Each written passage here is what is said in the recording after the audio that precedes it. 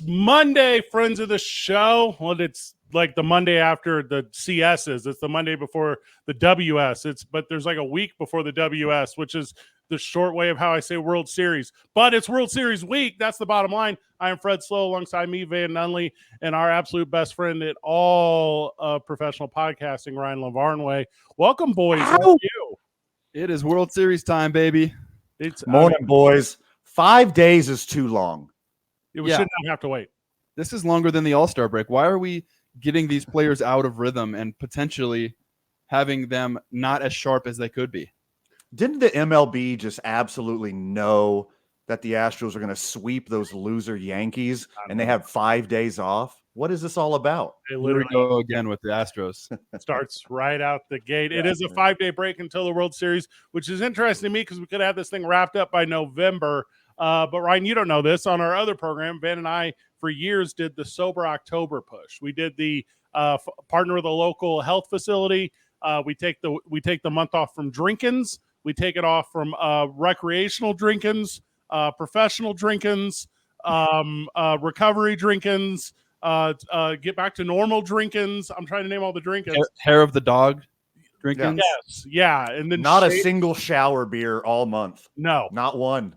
But Van refused to let us do the promo because he knew Houston was going to the World Series. So we're now doing dry January, which is bogus for me because that's right at Royal Rumble time. But I'm a team player, so I'm going to be a part of this. Well, you could see, I don't know if you guys could see behind me, I have the champagne bottles we popped when we won the World Series in 2013. There you go. Had all the guys sign them. How about spray it all over your friends' drinkins? That's very good. Ooh, okay. I'm into that. As far as styles of drinkins, that's up top. I like cold ones.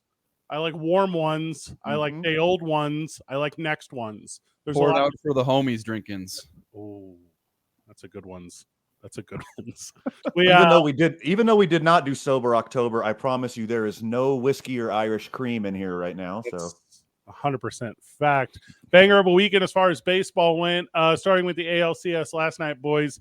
Obviously, everything that happened up until the 7th, and I want to start in the 7th. So, in the 7th, the Astros get 2. And, Ryan, I'm kind of handing this one off to you here. Talk to me about the 7th and the 8th and the 9th for the New York Yankees. Talk to me about knowing that 3 of the best guys in the world are going to come in, and you're going to face all of them, and it's 9 outs to the end of your season. Talk to us about the mentality. Talk to us what's going through your head, teammates' heads. Kind of give us that experience, friend. Well, what happened in the 7th with Gleyber Torres having a routine double play ball and mishandling the flip to second base, you gave them those 2 runs. You had the lead. You got the ground ball you needed to get out of the inning. That is just deflating. As a team, like, oh, my God, we had it. We had it, because then if you have the lead going into the 8th inning, you've got your dudes, the best in the world, coming up, and the chances that the Astros score off them, you just know you just gave it away. So as you go into that dugout, you're thinking, they just let the air out of our lungs, air out of our sails, and now we got to find a way to overcome this mistake that we just made. And nobody is blaming Gleyber Torres in that dugout at that moment, right? Everybody's got his back. Everybody knows physical errors happen, but it just sucks that is when it happened for those boys. Yeah, I mean, seeing it in real time, I could just hear Yankee Nation's like, oh, Astros got lucky again. Here we go. And that's kind of been the mantra from Yankee Nation and Yankee fan is, oh, they got lucky. Oh, this happened. If it wasn't for this, it's like Yankee fandom just started this year, and they don't realize how this happens every single October, that it's one break here. It's one break there. Oh, my God, the roof was open. Oh, my God, that home run was only a home run in this one stadium. Well, it's your stadium. Yeah. Chas McCormick hit that home run in your stadium. You designed the stadium. Well, you can't be mad at your rules. I'll ride that with you, man, because what's interesting to me about Yankee fan this year, which is not traditional Yankee fan, is the Yankees, in my opinion, they're the good guys this year. And not so very often has the Yankees in a national setting been the good guys. Heck yes, they have been in New York, and heck yes, they have been against Ryan Lavarnway's Boston Red Sox. But have they nationwide been the good guy? No, but with the story of Aaron Judge and kind of erasing steroid scandal historically, and they got a lot of young, really good players. there's not a 13-year-old in this country that doesn't love Harrison Bader. There's not one. He should be every kid's favorite player. And that Yankee fan wasn't ready for, because Yankee fan traditionally has been the dark side. They've been the empire. They've been evil. And to me, it was kind of an enlightening, to me as a sports broadcaster, experience to see fan take in their team for the first time in a different light. Yeah, this was the first time that the Astros were the big bad wolf. The Astros have turned into the empire in the American League. They're the dynasty right now. They're the team to beat. And the Yankees were the underdog, which is something that fan base is not used to. But what I didn't love to see was the commentary after the games. It was the wind. Oh, the roof was open. Oh, yeah. Poor me. That's not the mindset. That's not the leadership. That's not the attitude that's going to get the Yankees over the top going forward. Yeah, that's not a winner's mindset. That's like a just happy to be here mindset. And when you hear Yankees players, Yankees managers, Yankees talking heads talking like, oh, we're just happy to be here. Oh, if it wasn't for a couple bounces, that does not sound like Murderer's Row. That does not sound like the evil empire. That sounds somewhat like maybe an Oakland Athletic or a Cleveland Guardian or somebody who's like clawing their way up, who's maybe Mariner fan talks like that. That sounds like a team that's trying to lessen the blow on a loss that they know is coming, or a loss that they feel like we don't want to wear this and deserve it, or we don't want to give credit where credit is due. Where the Astros look unbelievable right now. The Astros look almost unbeatable, and it pains me to say it because I think 49 out of 50 states are rooting against the Astros. Correct. But that has to do with the fact that they are just so darn good right now. There might be a little pocket right here in Albuquerque, New Mexico, rooting for Alec Bregman. Yeah. But I'm pretty sure the whole rest of the country, if you do a heat map, there's one little dot right outside of Houston, one tiny itty bitty dot right here in Albuquerque, and the rest is going for the Phillies. Van, you mentioned Cleveland and Oakland earlier. Joining us halfway through the program today will be Ernie Clement. We're very excited about this as he's making the rounds on podcasts today. Utility guy in the major leagues, played with you, Ryan, for some years. Funny, thoughtful, hates Bob Costas. So we'll touch base with him and kind of ask him. Golfer, Bills fan. What else do you want to know about him? Ooh, Bills Mafia. Respect. Yeah, unbelievable. Hey, there's something that's a fun aspect to me too, to be able to be professional level athlete, but then also recognize your fandom of another sport. Like sure. I love the guys that just celebrate in a way like that, to where it's because you kind of find some guys that'll displace themselves from other games. So yeah, if you're a self-identifier as one, I am also one with you. Going back to the opening, Ryan, we were talking about the 7th, the 8th, and the 9th, and you were talking about that deflation. You were talking about the Yankees knowing that they had to go up and really pull a 180 from where their momentum was taking them last night. You go to bat in the bottom, you go to bat in the top of the 8th. What does that look like for you? Or bottom of the 8th? Bottom of the 8th? I'm upside down, boys. 7th. Yeah, is you go to bat in the bottom of the 7th. What is that conversation off the field? What is that conversation from Boone? What are those guys saying to each other to make sure they can punch in for these next 9 outs? Well, it's similar to what we saw from Garrett Cole in Game 3 when there was the error in center field and Harrison Bader, dropped the ball. He almost ran into Aaron Judge. Garrett Cole's like, I got you. I'm going to pick you up. And it didn't happen that way. But that's the courage you're trying to muster. You're trying to pull up your pants, put on your big boy pants. We're going to overcome this. We're going to find a way. But it feels like you're fighting uphill from that moment on. You feel like you've dug yourself a hole and now you're trying to dig your way out. So it feels like the task at hand just got a little bit harder because you made it harder on yourself. But everyone is trying to find a way to make that happen. If the MVP vote's coming up soon, and sports writer, if you want to throw some votes at Shohei Ohtani, I understand your position. But Aaron Judge had a season for baseball history. He's going to be an overwhelming MVP. And the 2017 MVP, who just edged out Aaron Judge for the MVP the previous time, Jose Altuve, nobody had worse playoffs than these two guys. So you have this magical dream season for Aaron Judge, and then you hit below the Mendoza line. Mm-hmm. One clutch homer to put your team ahead in one game. Great moment, I get it. But you got to put the team on your back, and he wasn't able to do that.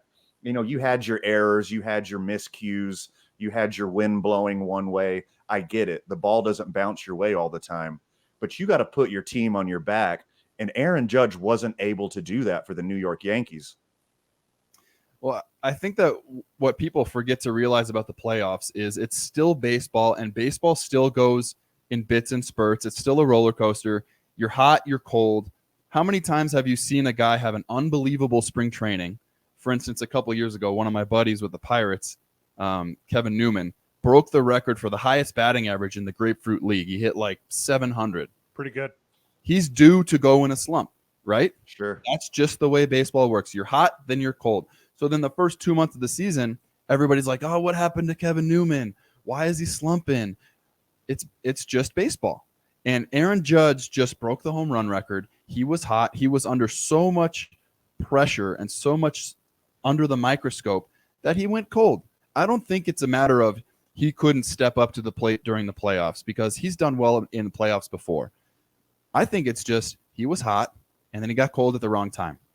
Is there a conversation at the end of the year amongst the American League teams to where it's, hey, we might be seeing something that might be an advantage over Aaron Judge? And then is that communicated throughout organizations? Are there people that come in and do, I don't know what word to use here, Advanced scouting. Yeah, advanced scouting. And then you don't actually pull out those techniques until the playoffs because there's no reason to show what you might know. Is it that level of chess, Ryan, when it's once it gets to the postseason? Yes, it is. And it's not necessarily a conversation you have with every single team. Each team has their own version of advanced scouting. But what you have is people move around, right? People are mercenaries in the game. I've played for 13 organizations. When you're the Astros and you're the coaching staff or the front office or even guys on the team, you're reaching out to players or coaches or scouts that you know from previous lifetimes, from previous relationships. Like, hey, what did you see from this guy when you just played him? So who did the Yankees played the Guardians before this? They're reaching out to the Guardians. Hey, how did you get him out? What were you seeing from him? And during the playoffs, there's so many fewer games that you're watching those games and seeing what you see with your own eyes also. I mean, what you just said about Aaron Judge, going back to the 7th, 8th, 9th inning after that deflating error and a couple clutch hits, bringing in some runs, you have that same data on the 7th, 8th, 9th inning guys. Sure, Neris, Montero, Presley, they've had lights out, lockdown seasons, but you got a whole season's worth of data. You know what they do in every single situation, and you just have to have them make a mistake. Is it you being able to step up when he makes that mistake versus you just throw your hands up and say, oh, these guys are really good this year? Yeah, I mean, they're good. They are good. The Astros bullpen is unbelievable, but they are still human. They will still make mistakes. There are still hitters' pitches. We saw Schwarber hit a slider to the moon and back, right? Yes. Like if you're sitting on it or if you sit on the right pitch, that it's baseball. It's playing chess, right? Ryan Presley is going to go out there and throw 4 pitches. The only closer in the league that throws 4 pitches: fastball, changeup, curveball, slider. Yep. If you guess right, you can get them. The on the field stuff in the playoffs obviously enhanced. The off the field stuff enhanced even more. We were talking about that on the last time we recorded the program with the difficulty that Cleveland was going to have in New York with the rain out and figuring everything out. Last night was interesting for me. So Houston, who is the perennial bad guy now, they brought Ted Cruz. Oh my God. No. Stop doing that. Now, Ryan, like you've been a part of clubs, like you've won World Series, my guy. Do the Astros know that Ted Cruz is coming, and how are they not telling him not to? Like, do they know about those distractions off the field, or are there such a blinders on the players that they don't realize what could be going on kind of ancillary to the game? A lot of these special guests or the national anthem singers or the first pitch thrower outers, that is not handled by team personnel. That is handled by the community relations department, the public relations department, the ticket sales office.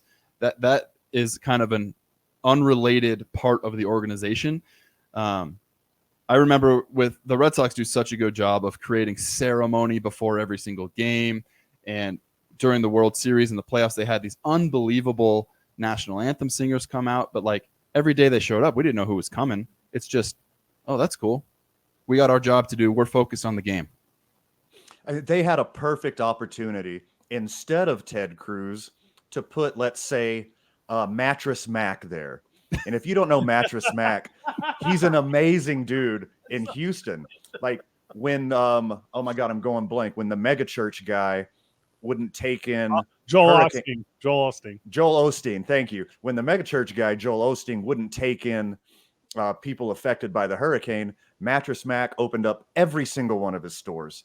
Every single year, Mattress Mac has a promotion that if you spend more than $2,000, your furniture is free if the Astros win the World Series. And he hedges those losses with millions and millions of dollars of gambling for the Astros. He is a great guy. Multiple charities in Houston. You could stick him right there and have, Bob Costas and whoever the boring guy sitting next to him was. You can have both of those guys just pump up Mattress Mac. What do you call it in the wrestling world, Fred? Make him go over? Oh, yeah, you make Mattress Mac go over. Make him pop. Is that what it is? Pop? All those things are very close, but yes. No. Okay, sweet. Yeah. And then you put in Ted Cruz, who is universally hated outside of this one little area, this one little voting populace. It makes no sense to me. Brian, were you ever blown away by a first pitch celebrity? Were you ever blown away by where you were like, hey, I have to break my routine before the game just to get like a photo or a handshake? Did you ever have that moment? I enjoyed when Rob Gronkowski came out. Yeah. And I was kind of taken aback of I'm a kind of a large human, right? I'm 6'3", 225. I'm around big human beings, but Rob Gronkowski made me feel like a tiny person. That's a big dude. He's got that energy about him too, where it's I've only met him one time, and it was 2017. So this was in Houston at the Super Bowl, and we're doing like a media day thing. And to get to anyone, I mean, Tom Brady obviously was on a different level. Rob Gronkowski was on a different level, but you'd be like maybe a row deep at everyone else at there. But we're talking 10, 11, 12 rows deep to get to like Rob Gronkowski. So he's got like a certain draw and a certain energy. Speaking of a guy who's going to surpass, I believe, Rob Gronkowski in public fame, Bryce Harper. If he's not already there, he will be, as he not only led his team, who was the worst team in the playoffs as you define seeding of teams, as he led that team to the World Series, but literally with his own bat. We're not talking as being part of the process. We're talking about being the process. Bryce Harper has proved to be that dude, and I think this is a chance for national narrative to move positive for he. Where do you boys stand on the Phillies? Where do you boys stand on what I believe is going to be the next chapter in the Bryce Harper legacy? I am all in on Bryce Harper right now. When he first got drafted, and I was playing against him in the minor leagues in single A, double A, triple A, I was coming up against him. I was like, give me a break, guy. Right? He's the over hustler. He's the I'm going to change the game. He's the I don't understand why big leaguers act this way. And everybody's like, well, because you don't understand, guy. But I am so all in on him right now. He's doing it. He's doing it the right way. He's saying the right things. He's playing team ball. He's saying we. He's saying us. He's not saying me. And he's put that team on his back, and he is getting the big hits when it matters and when the team needs them. As an objective member of the press, I absolutely love this. It's about time. He's been on this stage, and he is living up to the hype. You know, we talked a little bit about this last episode, but as a person, and especially as a baseball player, I don't understand the hate. He does everything right. He plays hard. He's an upper echelon talent, loved by his teammates, loved by his community. Like, if you have universal praise in Philadelphia, you're doing something right. But let me step this back a little bit. As an Astros fan, I am absolutely living in fear because the Astros' last two World Series losses were to NL East teams who slid in at the last minute, got hot, and won the World Series against my Astros. Nationals, Braves, and now the Phillies. I'm trembling in fear of Bryce Harper and the Phillies right now. Well, and the interesting to me, not to cut you off, Ryan, so I'm sorry, but I believe it's 87 win Phillies over 89 win Padres. Is that correct? Yeah. In the NLCS. And and maybe I'm wrong, tell me if I'm wrong, boys, but I think it's every year before this year, Philadelphia is not in the playoffs. They don't make it. And is that a testament to how well Major League Baseball is doing the playoff structure now? Or is this hey, it shouldn't have worked out this way. We need to put in a giant fix, because I think there's two camps immediately saying should not have had the opportunity, should not be here. What is going on? Versus Cinderella story, came from out of nowhere. Best thing in the history. Where do you boys kind of stand on the playoff structure as Philadelphia has proved it to be a world of entertainment? I'm for it. I think that the Major League Baseball adding more teams, it keeps more cities involved, it keeps more fan bases involved. And what it does is it doesn't put so much importance on the beginning of the season, because that's where the Phillies really struggled, right? They were 19-21 to start the year. They went through a managerial change, and then all of a sudden they get hot. And in the playoffs, again, it's like another season all by itself. All that matters is who's hot at the right time. Mm-hmm. And right now, Rhys Hoskins is lighting the world on fire, bat flipping and bat slamming better than anyone's ever done it. And Bryce Harper is putting the team on his back with a beautiful beard and a beautiful haircut. He needs a Head & Shoulders sponsorship immediately. I love the Phillies being hot right now and playing spoiler to the Astros Empire Strikes Back. Of all the trickeration, the manipulation of the playoff structure, I believe this is my favorite, because you got the do or die at home 3-game wild card. I think it's genius. It rewards the non-bye teams for being the best, because these are the two teams historically would have traveled in the playoffs, but now they get to host a 3-game series. I love it. And I like these middling teams who can get hot towards the end of the year, do some damage. As a baseball fan, I love this format so much.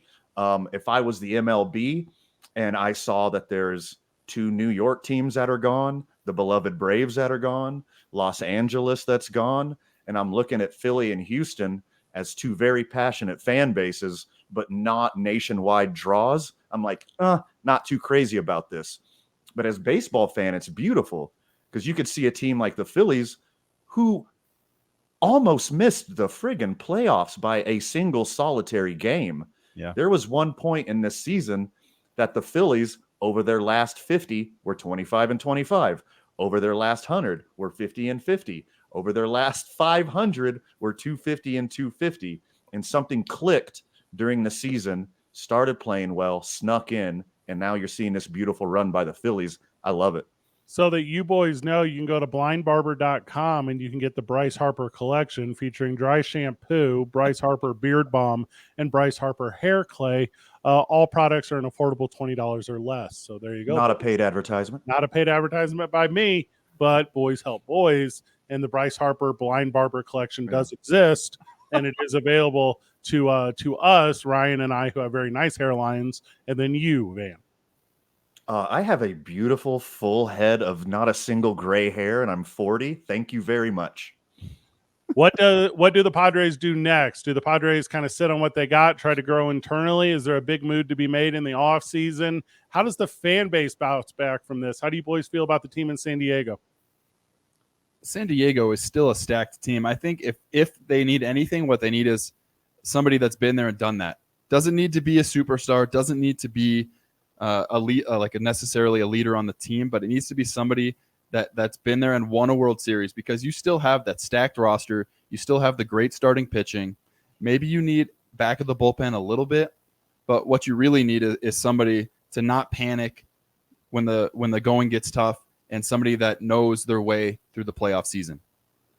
Yeah, I think they're going to do whatever they need to do. I mean, their GM is a forward-thinking, do what it takes kind of guy. He's going to do everything possible in the offseason. And I think their biggest deficit is they need like a young, really exciting, maybe shortstop or center fielder who can hit home runs, hit for average, steal bases, have Golden Glove defense. Oh, wait, they have one. Yeah, maybe He's a second suspended. Fernando talent. Tatis Jr. coming back next year will make him that complete team that can go further in the playoffs. They ran into a buzzsaw with the Phillies being as hot as they are right now. I don't think if you're a Padre, I don't think they're necessarily missing pieces, right? You still look at their roster, you're like, yeah, that's a team that could win. They need to learn how to beat the Dodgers during the regular season. That would help. Yeah, I mean, they have all the pieces in place. And if you're obviously you want to win the World Series, but if you're the front office of the Padres, and if you're Padres fan, this is you leveling up one. Like, you just took the next step. You won a playoff series. You got to the next level. You got to pop bottles and celebrate. Your players, your locker room got a taste of what it's like. You take that momentum and move it forward next season. Yeah, that's a good point. Yeah, I don't think the Padres look at this season as a failure. I think they need to look at it as a step in the right direction, and now we need to take that final step. Well, and you know what's interesting to me about free agency, if you guys were to talk about the offseason with the Padres, is there are a lot of names that are available. There's a lot of guys. I mean, even if you look in New York right now, like I know it's kind of a foregone conclusion, but Aaron Judge is available. And you're like, well, Fred, he's not going to go to San Diego. I recognize that. But he's going to set a standard because Rizzo would also be available this year. Like there's a bunch of guys that have gone into playoffs and done things that could end up on another team if the money ends up too big for one certain guy, Aaron Judge. And maybe they do get another piece. I don't know who would be pitching though. The only relievers I know available are Kenley Jansen, and that would be weird to me. So I don't necessarily know from the back end, but I do know if you're going to add a guy, you're adding a guy for exactly what Ryan is pointing out, which is like clubhouse leadership and be able to contribute, because your everyday guys are still going to be your everyday guys. Those are your best players out there, and really great season for them. Happy for the fan base. And if they can do it again next year, that NL West will stay really competitive. And I think when the West Coast is into baseball, it's better for baseball because they're aside from the Giants for a couple of years in the 2010s, it's not like they necessarily are making big splashes every year. So it's a big deal to me. As we look forward to the World Series, boys, and it doesn't start till Friday. What are you thinking early? Are you guys thinking that Philadelphia has a chance? You think they can compete with the overall just looming favorite that is the Houston Astros, or do you feel you might have a repeat of the ALCS? 11 straight. Yeah. I'm done. All right. See you later, guys. Yeah. Nobody's ever gone undefeated for the entire playoffs. In fact, the last two and the only two teams that have ever swept the divisional round and the championship series got beat in the World Series. So I would love to see that happen again. And I think the hardest thing for the Phillies, who are hot and who have momentum right now, is that they have to take 5 days off. I think that's going to hurt the Phillies more than it's going to hurt the Astros. Agree. But if the Phillies can find a way to keep a little bit of momentum, if they can get their top two starting rotations to find a way to win those first two games, I think the Phillies got a good shot at it. I think the Astros are a team of destiny. They got rid of that locker room cancer, Carlos Correa. They brought in the young man, the American League Championship Series MVP, Jeremy Pena, who is playing lights out. Like, how often do you get to see a rookie being your best player in a championship series, He was clutch, defense. He did everything. The locker room guy, he's fun to root for. This team is fun to root for, but no one's going to root for them. Everybody's going for the Phillies, and I think the Phillies will be a problem. And like you said, Ryan, the time off is going to be a detriment to the Phillies. The Astros are going to rest up. They're pros. I mean, they've been in the ALCS 6 straight years. They've been in the World Series 4 out of the last 6 years. Been there, done that. They're fine. But these days off might kill the momentum for the Phillies. But what it does help is their big two, Zach Wheeler and Aaron Nola. If those guys can shut down Astros bats, that's a tough 4 games when you got to go against Nola and Wheeler in a series like that. I think the Astros are better in literally every category: starting pitching, defense, offense, bullpen. I think they're better in literally every facet of the game, but that doesn't matter in the World Series. It's who makes the clutch hits. It's who's hot. You know, I would love to just wave my hands and be Astros homer and say, we're sweeping another one. We're going through the playoffs 11-0, going to be the best team of all time, yada, yada, yada. And I will. Definitely on our radio show, I will be hardcore Astros homer, and I will lean all the way into it. But if we're talking baseball, the Phillies pose a very big problem for the Astros with their starting pitching, their star power, their clutch hitting. And except for a couple bad spots on defense, they play some pretty decent defense. And one thing that I think a lot of people are going to overlook or that didn't notice is that Jose Altuve has been ice cold. He's been a non-factor, but his last 2 at-bats yesterday, he got a Gork single off his knuckles, ground ball single on the infield that Rizzo made a good play on, but the pitcher didn't cover the bag, and then he hit a little bloop over the first baseman. When you start to see a good hitter go the other way, and have just a little inkling of success, that is the spark that lights fire on good hitters. So I'm expecting Jose Altuve to come back hot in the World Series. I agree completely. A hitter that good is not going to stay that cold for that long.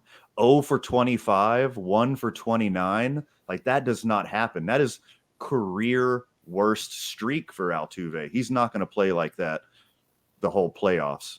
We'll put Fred, you've been softballing it to us this whole show. How do you see the World Series playing out? I think to me, it's the soapbox for Bryce Harper. So to me, it's the coming out party. And you're like, how can he come out? He's been here for years. He has for a baseball fan. But I don't necessarily know if he's known outside the game the way that he should be. Sure. So if you can have a guy in the line, and I think Real Mewtwo is a big part of this too, because you got to protect guys in the lineup.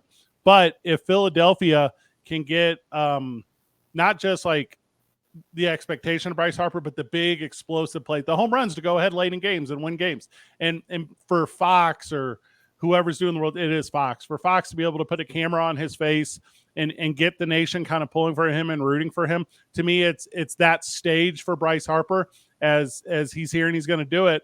And I think because baseball is poetry, I think Houston will catch the L against Philadelphia because Cinderella stories make for the best stories. So and then next year they'll lose to the Mets in the World Series, and the year after that they'll lose to the Marlins in the World Series, and then they'll just knock out every NL East team.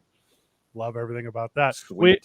Let's put a bow on the preview talk because friend of the show, brand new friend of the show, Ernie Clement is going to join us. We're going to talk a little bit about obviously Major League Baseball. We're going to talk about how he's been through all aspects of it, and we're going to do it just as soon as we get back.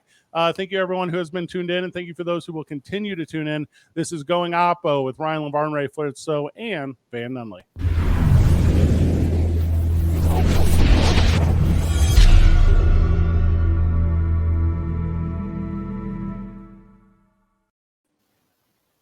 Ernie Clement, welcome to the program, brother. Let's go. Yo. Boys, you see this right here? Okay. There. Yep. Bills Mafia. I was telling him. Post officially football season. As soon as the World Series is done, I'm going full Bills Mafia. Is that a Wyoming hat? Is that a Wyoming hat on top too? You going full Josh Allen? Is that no? Starting to get an alley swing of it. I got the Mighty Duck. Okay. Love everything about it. Ernie Clement joining us, former teammate of one Ryan LeVarn way. Often we go to the bullpen to bring in guys, but we're going to the utility guy here. Ernie, welcome to the team. Obviously, the question I was going to ask first, but Van wanted it. Why do you hate my guy Bob Costas so much? And is it the city of St. Louis proper? Because you're talking about one of my inspirations in the world, the reason I'm even in this world. Yeah, no. So I tweeted out that I couldn't listen to Bob Costas any longer, and it was mostly just, it was more of a testament to Tom Hamilton, the Indians radio guy. He's the best, and there was a little bit of bias in there from old Bob Costas, but I do love what he's done in sports, and he usually has a great voice. But I went the local route. I went with Tom Hamilton. Smart. Yeah, to me, Bob Costas, what he's been doing in this playoffs, it's like what Dennis Miller was doing to Monday Night Football without jokes. It was a little Bob, dry. you're not Shakespeare. Call the game. Yeah, agreed. And then the pairing with Ron Darling, like Bob Costas will go on like just a diatribe about the Nina and the Pinta and the Santa Maria, like crossing the ocean to help the Mayflower settle, and Philadelphia wouldn't exist without this world. And Ron Darling's like, so 2 men on. Yeah, or he's like, yeah, right, Bob. Like, dude, come on. Give us a little something. Give us a little energy. But, it didn't go as well as we would have liked for my Cleveland boys. I was still rooting for those guys, so it was tough. Yeah, so Ernie, you were on the Indians in 2021, and you were with the Guardians in 2022. What was the biggest change for you with the name change? Was there a difference with the fan base, or to you? You just said that you were on the Indians, right? Did it not make a difference to the guys on the team? Did I screw that up? Well, I mean, for 100 years it's been the Indians. I still say Indians all the time, and I gotta backtrack a little bit every so often. But I think the most important thing about that is that the city of Cleveland has an awesome baseball team, and it doesn't matter what the name is. It's an awesome team. It's a young team, brings a lot of energy to the field, and they're a ton of fun to watch. So I don't think it really matters if it's Guardians, Indians. The main thing has to be that the city of Cleveland has a pretty cool ball club. So, you think they're going to go back and CGI Major League and take out all the Indians references and splice in Guardian references? No. that would be tough. But Ryan, it's a new age. It's a new age. Ryan, you and Ernie obviously both spent time in Cleveland, and the way Cleveland's kind of put their roster together has been real interesting. I know you guys are both familiar with being drafted. I think, Ernie, you were a 4th round guy. Is that right? And then obviously all the way coming up through all the ball and then waivers and free agency and kind of everything that's involved. Do you guys take notice of how rosters are put together? Do you guys kind of note where guys come from, or is it whoever is there and kind of the culture that surrounds it whenever you're building a ball club? You want to start us off, Ryan, or you want me to go? Go ahead. You're the guest. Yeah. So, I just recently kind of had to learn and dive into all that because, I got DFA'd by Cleveland in late in the season, late in September. And, I got picked up by the Oakland Athletics, and, it's a similar but totally different situation over there. Like, it's still a really young team. They're kind of in that rebuilding process. They had a new manager this year. But just again, like, awesome guys. And I think that it starts with just having like a really tight knit, like good core group of players who get along and can hang out. And I saw a lot of similarities between Cleveland and Oakland. And, I think both have a really exciting future. Yeah, the thing that I've noticed when I've been on good teams versus when I've been on bad teams is the good teams really embrace everyone that's here. And can you help us win? And are you a good person? And you're going to, make the long season, the dog days, more enjoyable by being a good dude. Versus the bad teams that I'm on, it's like, oh, that guy was a 1st rounder. That's the only reason he's here. That guy's dad was a big leaguer and his uncle's a coach or a scout. That's the only reason he's here. You worry about those little things, but the good teams worry about who's here and how can you help us win. Yeah, I got a question for both of you guys. Ernie, you just recently changed teams. Ryan, you could tell by the helmets behind you, you've played on all the teams. So whenever you do change teams, how does that affect your preparation? How does that affect your mind state when you're new city, new teammates, new surroundings? How does that affect the approach? What do you got, Ern? Oh, you started. You just did it for the first time. What I've noticed every time is that I need to make a new first impression on the coaches, on my teammates. I can't assume that me being a good dude has earned me any goodwill when I go to a new team. So you're on your best behavior. You want to perform well right away to show these guys that I can help us win. And the biggest thing that I noticed when I went to the Guardians in 2021, whatever year I was there with you, Ern, is that everyone was very welcoming, and the tone was set by Terry Francona from the top, right? You're here to help us. We don't care where you came from. All that we care about is winning and having a good time along the way. Yeah, I agree. I think you're there to win ball games. It's that simple. And I think that's a really good point when you get over to a new group and a new manager, and it's huge to have a good first impression. And it doesn't necessarily mean going 4 for 4 in your first game. Like, you got to be a good teammate. You got to, pick your guys up. And, there was a bunch of really good leaders in Oakland, so they made it really easy for me to fit in, and just a really good group in general. So it was, they made it easy, and, I like to think I fit right in with the boys. Well, and as you guys kind of explained that, first of all, great insight. But secondly, what's that other viewpoint of it, right? So, like, Ernie, like I think it was September you said, right? So whenever you left Cleveland, what is that conversation they have with you? And then what is the reaction from your teammates? Is it a good luck, goodbye? Or is it they want an explanation? They understand it's a business? How does that relationship and dynamic change with the boys? Yeah, I think everybody understands it's a business, and they have a lot of tough decisions to make. And, in my exit, like when they told me I was getting designated for assignment, they made it clear that it was tough. It was tough for them, but I being a part of that team all year, it was if that's going to make their team better, I understand. And, it's at the same time, it's a great opportunity for me to go and prove myself somewhere else. So, you just got to stay positive and get right back to work. So then the follow-up to that, I think, would be watching them in the postseason, right? So as you go to watch them in the postseason, is that a jaded viewing experience for you? Is it a supportive one? Like how do you see the game differently than maybe the way that I, relatively, invested but casual fan? What is the difference in how you view it? Well, I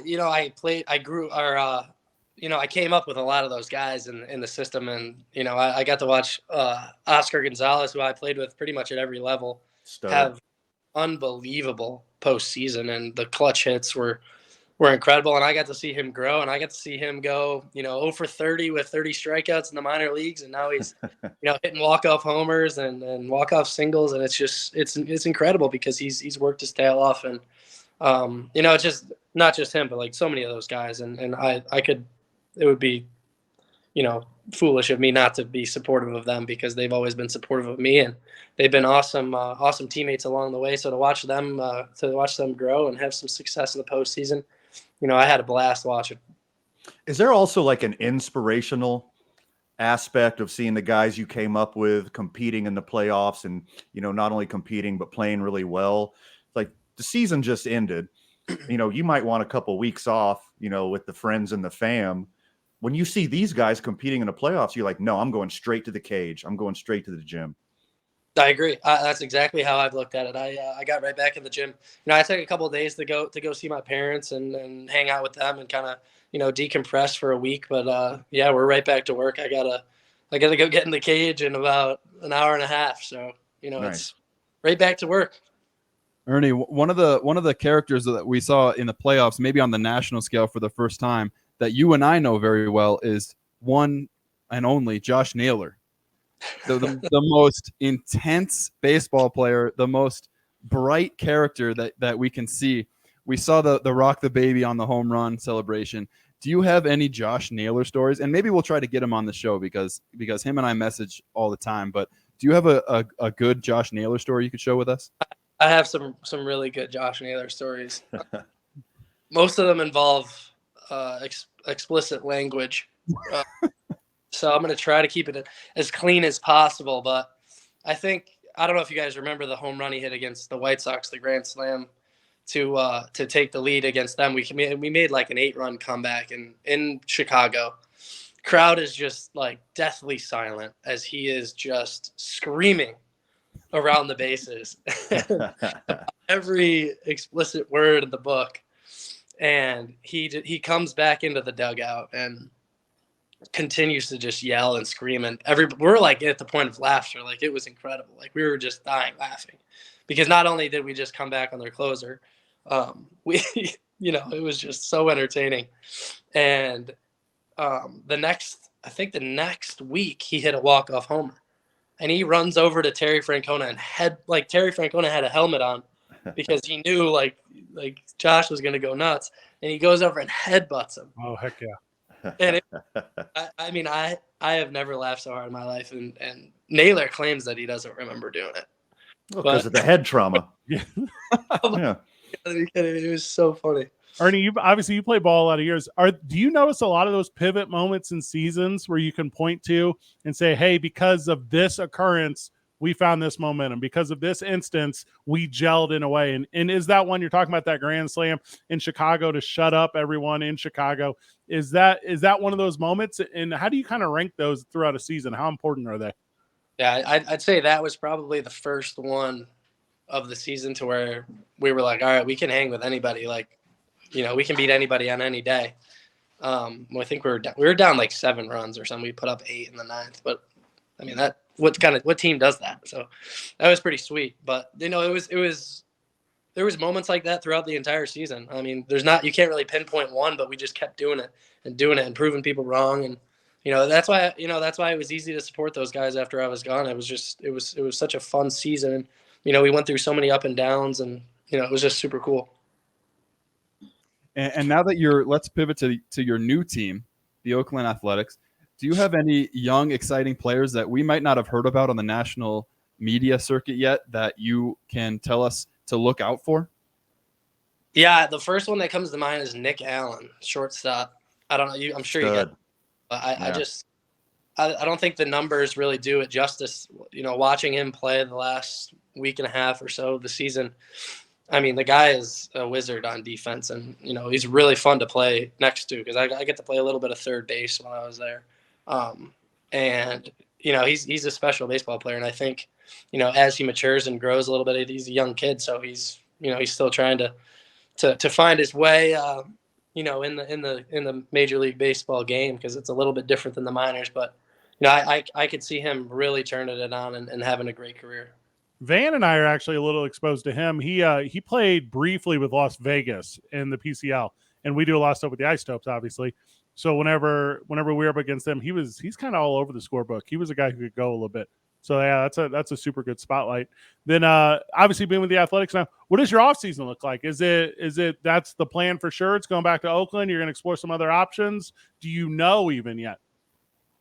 Yeah, I mean, as of right now, I'm still on their 40-man. So I got another option left, and I haven't reached free agency or anything like that. So I'm going to fully embrace Oakland until somebody tells me otherwise because they got a really cool group over there, and I'd love to help them win some ball games. So we'll see.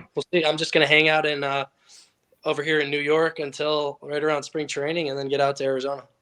Not only are the A's a cool team to root for with a really interesting history, they got a passionate fan base and it's a great culture there from the front office all the way down. But I'm pretty sure you're going to be playing in Las Vegas in a year or two. Is that some rumblings within the Athletics that hey, they didn't get their stadium. We might be shipping off to LV. Yeah, it's interesting. I mean, at some point, Las Vegas is going to have a major sports team in pretty much every sport. And I wouldn't be surprised if at some point, the baseball team moved over there just because, now they got the football team over there. So it'll be interesting to see. I haven't really heard much. I think it'd be tough to lose the Oakland Athletics because it's such a storied franchise and they've had a lot of cool history. So we'll see what happens, but I think it'd be interesting. Ernie, do you have any sports fan memories in Oakland that you can share with us? And I could lead by example while I think about it. When I was still with the Red Sox and my former roommate Josh Reddick had moved over to the A's already. Woo! Yes, the best. He brought with him a song that was by a local Oakland rapper, but was not very well known yet. The "Do the Bernie Lean." Have you guys heard this song? Wow. Yeah. So the A's were good that year, and "Do the Bernie Lean" became popular thanks to Josh Reddick. And any time that they did something good, the entire stadium, they would blast "Do the Bernie Lean." They had the actor that played Bernie throw out the first pitch and do the full flat on the ground, playing dead, come to life, spasm to life, throw out a first pitch. And then the whole stadium is doing the lean back with the rock. And it was absolutely insane. The fans in Oakland are awesome. Do you have any stories like that you could share with us? Oh, God, no, I don't. But I will say I think this is the coolest sports moment I've ever witnessed on a baseball field was our catcher, Stephen Vogt, hitting a home run in his last major league at bat. I mean, I can't tell you how, the goosebumps, I think everybody in the stadium was just nobody could believe that just happened. It was it was the craziest thing. He was given speeches before the game and, his kids are introducing him as he walks out for his at bat. Oh man, look at that. You describing it, I got goosebumps. I mean, it was straight out of a movie, and he goes deep, and he's smiling like a kid all the way around the bases, and it was just the coolest moment to be part of. Did you boys see the highlight? I saw it. I didn't watch the game. I saw the highlight, and it's are you the first guy he hugs when he comes around home plate? Home plate, and I'm just I see him hit it, and I'm like, no way did he just do that. And same exact spot where he hit his first career home run, which I was in his first career. How cool. First career at bat homer, last career at bat homer in the exact same spot. Pretty good bookend, really. It was pretty good. You can't write it any better than that. All right, Ernie, we need a little insight on Ryan before we cut you loose on this one. So, we met Ryan at the Super Bowl, and we tried to do an interview for our radio show, but he only wanted to drink. It was a whole ordeal. Yep. So now, like several months later, after he's like calmed down, become a father, like he's decided to like see the light of radio. Like what about do we need to look out for with Ryan? What about him is going to surprise us down the road and is going to surprise the listener and friend of this show? Well, I think Ryan's seen me have a couple beers in my day too. So I won't go into that. That's for you guys to talk about. But I have always seen Varney as after his playing career is done, I think he's got a great shot to, if he wants to manage or be in a front office. I mean, he's just a very good baseball guy. You can tell he loves the game. He's been playing for a long time, and he's an easy guy to root for. So we had a lot of good times over in Columbus and in Cleveland. So I think it'll be really cool to see him stay in the game of baseball in some light. Thank you for being so kind and not shedding any dirt there, pal. As long as you don't shed. That's a boy. That's a boy right there. Got you. Hey, I got a quick one for you, Ernie. How many gloves do you travel with? You play literally every position except for Ryan's position of catcher, and I'm sure you could play catcher if you wanted to. You even got a couple innings in on the mound last year. What does your bag look like when you travel? When you introduced me, you're like, yeah, usually we have relievers, but we got a utility guy. I've been somewhat of myself. So, I mean, let's not leave that out. I got 2 innings, and I gave up a couple of bombs. So, that was kind of cool. But I actually only carry 2 gloves, 1 outfield, 1 infield. And then if I got to go in at first base, I just steal somebody's right-handed first baseman glove to use. So, nice. And guys, what's incredible about Ernie is no matter where you put him on the field, he's the slickest defender on the field at any given time. It's pretty impressive. Well, thank you, Ryan. I appreciate that, man. I just try not to screw it up too bad. You got to make some plays for those pitchers because they like you when you make plays for them. Do you guys think like real sexy fielding? Do you think that's more inside baseball than it translates to the traditional fan? Because you don't see that necessarily outside of like top 10 plays. You don't see those highlights enough. Do you guys think that just a guy who can do it real cleanly in the field has a lot more value inside of the game than it does outside of the game? Yeah, I think so. Well, I think it's the most important thing is making the routine plays. And as you play the game longer and longer, the biggest thing is making the routine plays.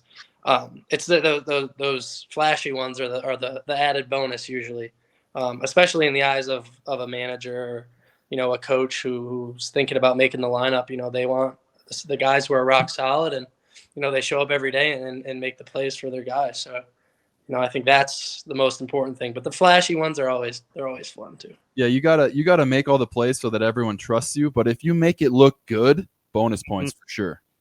Yeah, I think the elite defenders, they're the ones that make the hard plays look easy. Mm-hmm. And they don't get the highlight reel stuff. They don't get the top 10 stuff because what they did it smooth as butter, and the other guy had to make a diving catch. I agree 100%. All right, my last one, Ernie, before we cut you loose. Is Josh Allen, Patrick Mahomes, the new Brady Manning?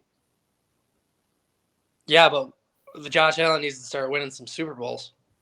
I think at this point, I think Mahomes is the Brady and Allen is the Manning. Because Manning, what did he might have had 1 or 2. Manning got 2. Got 2. I mean, Josh, this is our year. I'm putting it down right now. I'm manifesting it. Bills win the Super Bowl this year. Over who? Who are they playing? If it's the Eagles, which it looks like they got a pretty darn good ball club, I think that one of the 2 cities is going to burn down. So yeah. I don't know if the world can handle a Philadelphia and Buffalo Super Bowl. But they greased the light poles yesterday, boys. Like after the Phillies. I saw the videos anyway. And if they win a World Series, it'll be pretty exciting too. So I'm rooting for Philadelphia. But if it's Philadelphia, Buffalo, Super Bowls in Phoenix, every single Phoenix area Walmart is going to be out of tables and batteries. I'll jump through one myself if the Bills are in the Super Bowl. I don't even care. I'll do it. Hey, to get there though, and I'm not trying to go back to it, but you'll have to see Kansas City again in the playoffs. Like that to me is why I think they have such a shot at being that new narrative where we're like hashtag kids these days. will have this as their rivalry for the next 10 years to come. I hope so. Be exciting. Ernie Clement, thank you so very much for sitting down with the boys. You were an absolute gem. Ryan is very appreciative that you didn't spill anything on him, so that was kind of you. I got you, kid. Van, you can stop being awestruck from a guy that can do it at every position better than you can do any position. All right, let's see him hit my slider. He could. He literally. Yeah, I know. His contact rates are amazing, by the way. We just got to start harder every once in a while. That's all. Yeah. Also, Ernie, if you need to text me offline, I'll tell you what stops to avoid on the BART. I'll tell you what restaurants to go to in the East Bay. And there's a lot about like Northern California, as long as you have 3 different sets of clothes every day because it freezes and it's the worst and best place on earth, like worst day and best. I'm excited about it. I'm excited. Ernie Clement, thank you so much, brother. Boys, thank you. Take care. Thanks, Ernie. What a dude. You don't say. Absolutely love that guy. Ryan, we got a couple minutes here. How do you know who to like connect with in the clubhouse? Well, like, what is the energy? Are they wearing like a Buffalo Bills hat and okay, or is there something else to it? No, in general, like I try to go in open and not make judgments right away. And it's the guys that start talking smack to you right away that are gonna be your boys, right? If I'm being nice to you, watch out. But if you're getting under my skin, you're giving me grief. That's the recipe for a good teammate and for good camaraderie. Have you ever found the guy that wants to be your friend right away? Because for years I used to work with a lot of like young adults and they go off to college. And my number one tip was always, don't be friends with the person who's trying to be friends with you right away. That's a weirdo. That's good advice. Like, have you fallen for that yet? Like the guy who like brings you in and then all of a sudden like you're getting every Uber and you're paying for dinner everywhere you go. Have you been victim to that? I've been put in a locker on a, and I'm not going to name a name just in case we ever want to have him as a guest here. Right, David Ortiz. Yeah. I've had my locker put next to someone that I later found out that they put me next to him as the new guy because the guys that know him didn't want to be next to him. Oh, very good. But in general, I feel like most guys that are on a team want to be good guys. It's just a matter of if you vibe or not. Anything we have missed? you ever? You don't have to say names again, but have you ever been part of a team where there's just that one guy that ruins the vibe in a locker room? Like, how frequent does that happen? Because if you listen to like some negative media, like that guy exists everywhere. But I think it's more rare than that, right? No, there's generally a guy that's more of a me guy, or there's a guy that's just doesn't have the vibe. But on the good teams, those guys are either shipped off or they're silenced by the leaders of the team or the coaching staff, because team camaraderie on winning teams really cannot be valued highly enough. Sure. Ryan, great job today. Van, great job. Anything we missed, boys, before we cut this one loose? I don't believe so, man. Thanks for Ernie for coming on to be our episode 1 guest. Ryan, you picked a great guy to come on episode 1. Had a lot of fun. Nice job hosting, Fred. We'll get some of your opinions a little bit more next time too, huh? Oh shoot! Hey, I'm playing my role, Skip. I'm just up. I'm trying to give to the team. If the Cardinals are in the World Series, it's a whole nother level. We could go like super my opinion. If it was WrestleMania weekend, I would have you as well. But I mean, this is I sit dead red, and this is me right here. And next week we might have to have Van calling in remotely from the World Series on Fred's dime because Fred owes him a World Series ticket, and we're going to hold it. That is definitely an off-air story. If the time ever, Ryan, the time will come, and I will give you link that story. But just know that was, how like going 5 for 5 is a good day. That's like a good day. The best day. Yeah. So we'll elaborate on that much later. Ryan, you're the best. Van, you're the best as well. Final words, boys. Hey, come see us next week, episode 2. We're coming in hot, baby. Ryan, you're speaking tomorrow, right? You got an engagement? Yeah, I'm headed to Virginia. Oh, there you go. Okay. I heard it's for lovers. Oh, I like that. Not where I'm going. Ryan's like, I got my clubs. It should be the weather looks fine. Expense all those things. Good job, everyone. GG. See you next time. Jinx.